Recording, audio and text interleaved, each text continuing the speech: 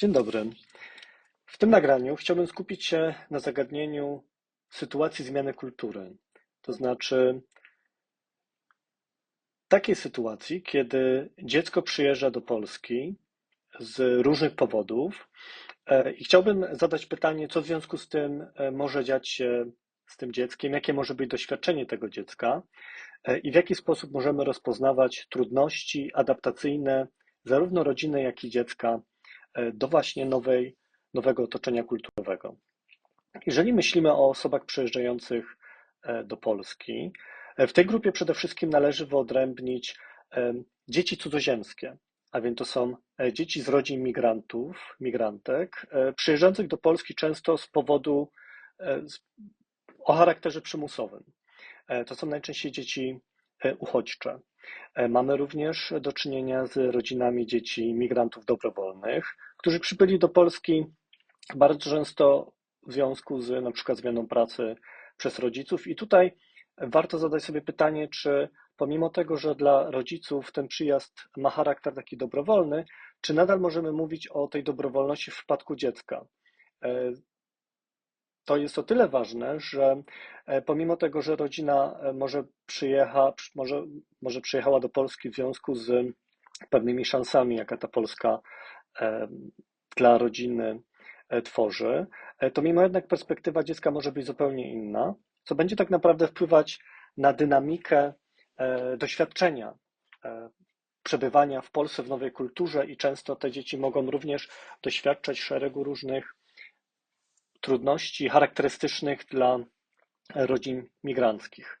No i tutaj mamy też w tej grupie dzieci polskie, które powróciły do Polski i pomimo tego, że są to dzieci rozpoznawane jako obywatelki, obywatele Rzeczpospolitej Polskiej, pomimo tego, że spędziły jakiś czas za granicą, one mogą być również rozpoznawane jako osoby z doświadczeniami adaptacji do nowego otoczenia kulturowego. Bardzo często te osoby mogą być nomenklaturą wprowadzoną przez panią profesor Grzymałę-Moszczyńską, również jej zespół. Rozpoznawane mogą być to osoby jako tak zwane ukryte migrantki i migranci.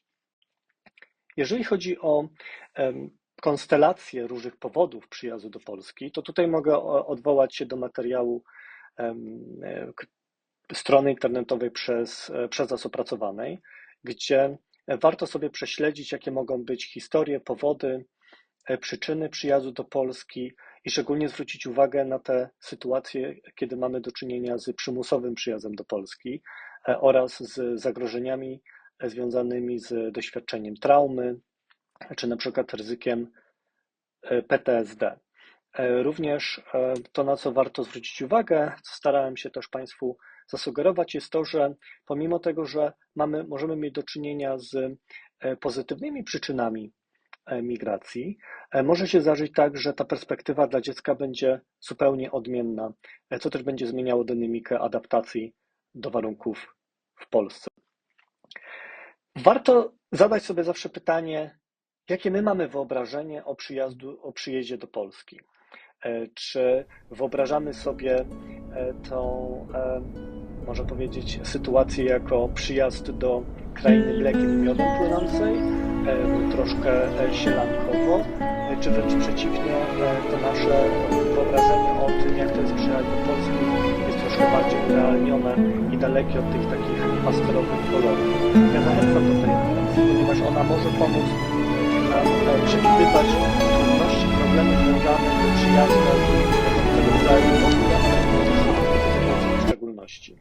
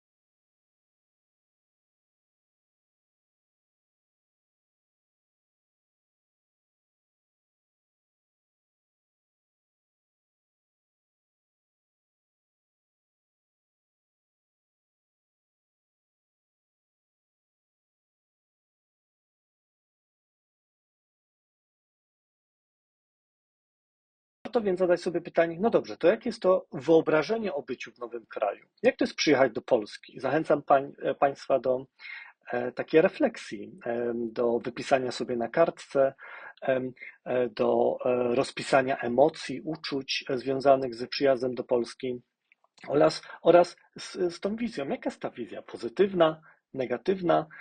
Nam może się często wydawać, że jak najbardziej pozytywna. Przyjeżdżamy do Polski, przyjeżdżamy do kraju, który oferuje dużo możliwości. Może nam się wydawać, szczególnie w kontraście w, z miejscem, z którego przybywają do nas osoby uchodźcze, że Polska jest fantastycznym miejscem dla tych osób do życia i w związku z tym możemy nie oczekiwać szeregu trudności, które mogą wiązać się z doświadczaniem tej odmienności kulturowej, językowej w naszym kraju. Ja chciałbym też zachęcić Państwa do tego, aby spróbować nakreślić taki krajobraz fenomenologiczny doświadczenia bycia osobą odmienną w naszym kraju. To jest taka próba wczucia się troszeczkę w doświadczenie bycia w kraju i z takim krajobrazem uczuć, emocji, doświadczeń z przebywaniem w nowym, obcym otoczeniu kulturowym. Przede wszystkim to, co może się pojawić, to jest poczucie obcości, samotności, takiej nieprzystawalności i braku czegoś, kogoś, miejsca. To jest doświadczenie braku znajomości, takie fenomenologiczne wrażenie, że wszystko jest troszkę inne od tego, do czego dotychczas byłyśmy przyzwyczajeni. To jest bardzo często doświadczenie tęsknoty, również poczucie winy, szczególnie w odniesieniu do osób, które w danym kraju zostały, szczególnie gdy ten kraj pogrążony jest w konflikcie zbrojnym. Może to się wiązać ze wstydem. I ta taka ten emocjonalny koloryt bardzo często może się układać w taką, może mieć charakter doświadczenia podobnego do przeżywania żałoby. My często wiemy, na czym polega przeżywanie doświadczeń żałoby. W związku z tym, jeżeli uznamy, że przyjechanie do obcego kraju i bycie w obcym kraju, szczególnie na początkowych etapach adaptacji do tego kraju, może wiązać się z podobnym doświadczeniem emocjonalnym, poznawczym, takim egzystencjalnym, który może być porównany ze stanami żałoby, to troszkę łatwiej będzie nam się wczuć w tą skórę osoby odmiennej kulturowo, która no, musi zaadoptować się, czy tego chce, czy nie, do warunków nowego kraju.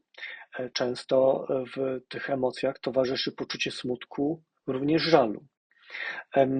To jest również poczucie uwstacznienia językowego. Nagle znajdujemy się w obcym kraju, w którym nie potrafimy się komunikować płynnie.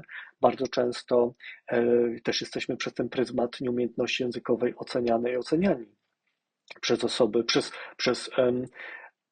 osoby, które z posługiwaniem się tego języka nie mają najmniejszego problemu.